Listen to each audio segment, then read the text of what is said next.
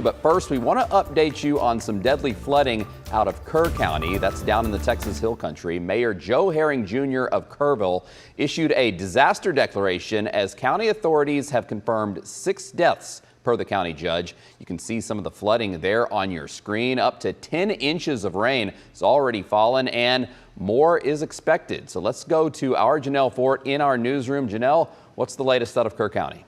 Well, emergency crews are in the middle of a massive effort right now, racing to rescue people trapped by floodwaters and help with evacuations.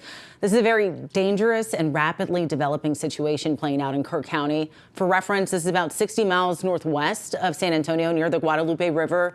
The sheriff's office there is calling the entire county an active scene due to that catastrophic flooding. Since late yesterday, slow-moving and intense storms have dumped up to 10 inches and counting of rain in some areas stretching from San Angelo to Kerrville. The result has been multiple flash flooding emergencies.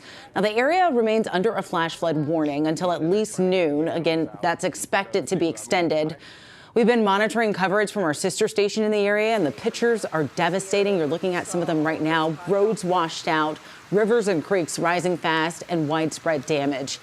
Now, authorities are urging people to shelter in place unless they live along waterways. Then the message is clear: get to higher ground immediately. Officials are set to hold a press conference at 11:30 this morning, so just in about 30 minutes, with updates on this devastating flooding, including the latest on the at least 6 lives that were lost and where rescue efforts stand right now. And we'll keep you updated as we learn more. Chris, back to you.